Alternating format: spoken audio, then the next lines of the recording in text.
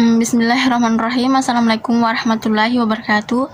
Perkenalkan, nama saya Lumina, NIM 2020 01010403, Prodi PGMI kelas A.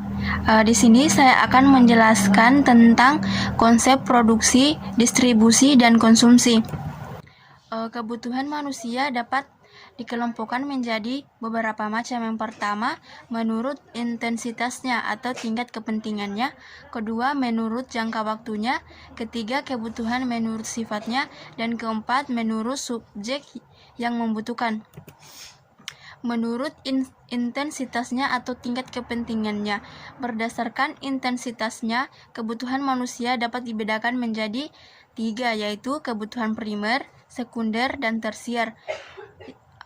Kebutuhan primer adalah kebutuhan yang tidak mau harus dipenuhi. Terpenuhinya kebutuhan primer ini dimaksudkan untuk mempertahankan hidup secara layak.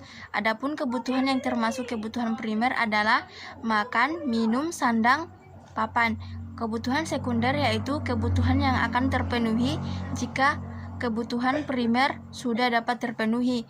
Yang termasuk kebutuhan sekunder misalnya kebutuhan terhadap alat-alat rumah tangga, televisi, sepeda motor, meja, kursi, tempat tidur, dan kulkas. Sedangkan kebutuhan tersier yaitu merupakan kebutuhan terhadap barang-barang mewah. Sebagai contoh, kebutuhan terhadap emas, berlian, dan mobil mewah. Menurut jangka waktunya. Menurut jangka waktunya, kebutuhan manusia dapat dibedakan menjadi kebutuhan sekarang, kebutuhan masa yang akan datang, dan kebutuhan yang tidak menentu.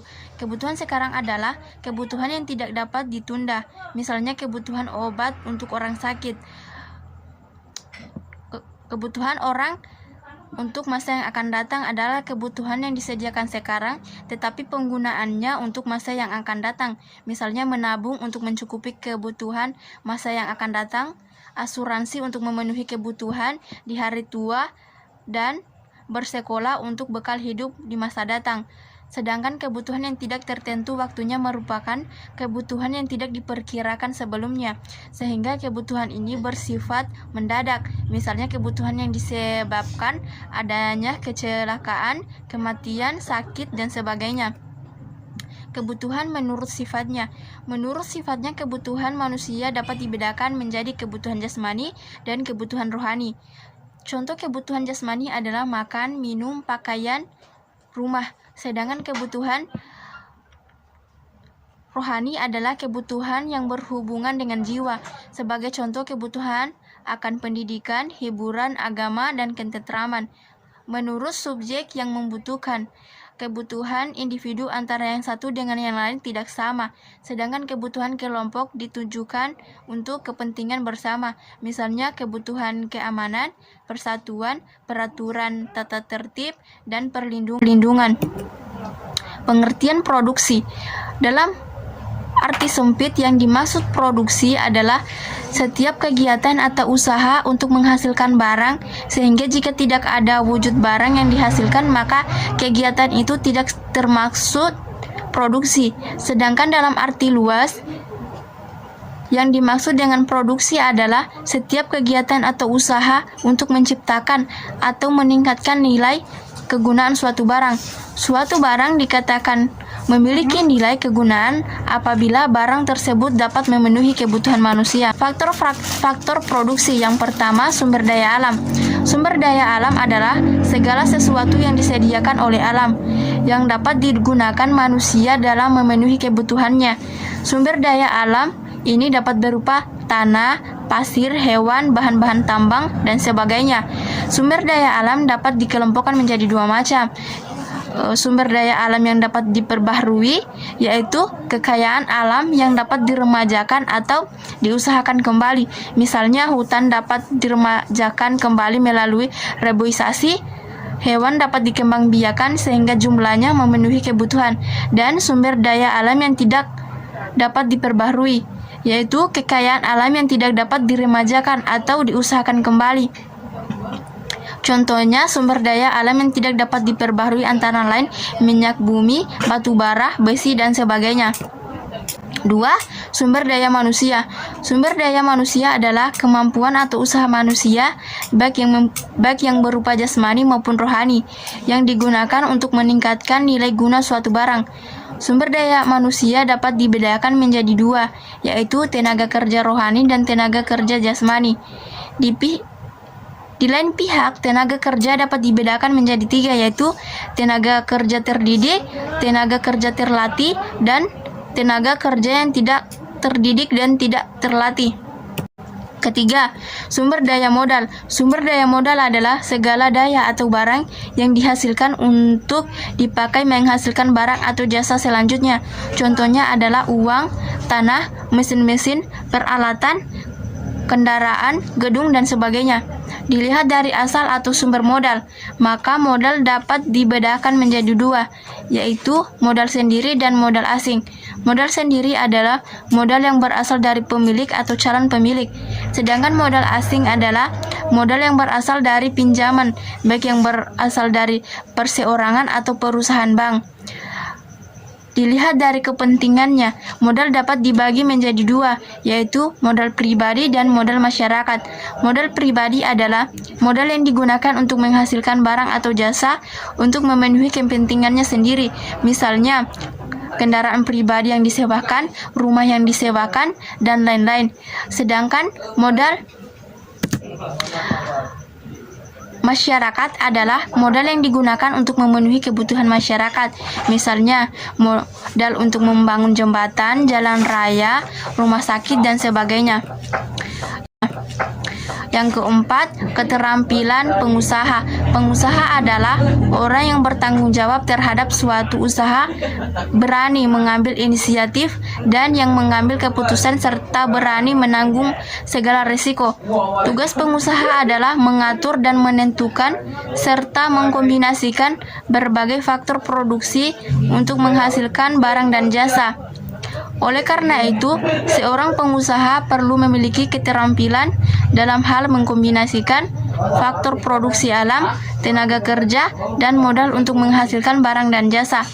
Keterampilan pengusaha untuk mengatur berbagai faktor produksi inilah yang merupakan faktor keempat dari proses produksi. Keterampilan pengusaha sangat dibutuhkan dalam proses produksi, karena tanpa adanya keterampilan dari pengusaha, maka sumber daya alam, tenaga kerja, dan modal akan tetap tinggal.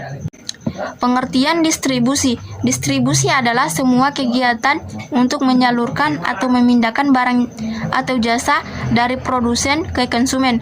Produsen adalah mereka yang menghasilkan barang atau jasa, sedangkan konsumen adalah mereka yang menggunakan atau memakai barang atau jasa.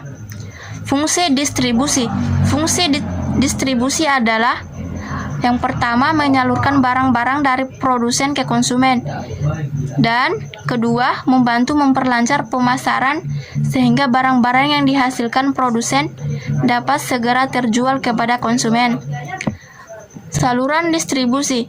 Menurut Vernon dan Jackson 1994 sebagaimana dikemukakan oleh Winata Putra 2003, jenis saluran distribusi berdasarkan intensitasnya dibedakan menjadi tiga, yaitu pertama, bentuk intensif, yaitu jenis saluran yang memanfaatkan banyak pedagang besar dan kecil. Kedua, bentuk selektif, yaitu jenis distribusi yang hanya memanfaatkan beberapa grosir dan sejumlah kecil pengencer. Dan ketiga, bentuk eksklusif, yaitu saluran distribusi yang hanya melibatkan suatu perantara dalam lingkungan masyarakat tertentu untuk menangani produk. Lembaga-lembaga distribusi. Yang pertama, grosir. Grosir adalah pedagang perantara yang membeli barang-barang untuk dijual kembali terutama kepada pengusaha lain, bukan kepada konsumen. Kedua, agen. Agen adalah pedagang perantara yang tidak membeli dan memiliki barang yang mereka jual. Agen biasanya dibayar dengan suatu komisi berdasarkan volume penjualannya, dan pedagang eceran. Pengencer adalah suatu pedagang yang membeli barang-barang dari produsen atau grosir, kemudian menjualnya kepada konsumen. Alat-alat distribusi yang pertama, alat pengangkut. Alat pengangkut berguna untuk memindahkan atau menyalurkan barang dari satu tempat ke tempat lain. Kedua, alat penyimpanan atau gudang. Gudang diperlukan untuk menyimpan barang yang belum terjual, serta untuk menampung barang yang belum tersalurkan. Dan ketiga, alat promosi. Promosi sangat penting dalam perdagangan, yaitu usaha untuk memperkenalkan barang-barang kepada masyarakat umum.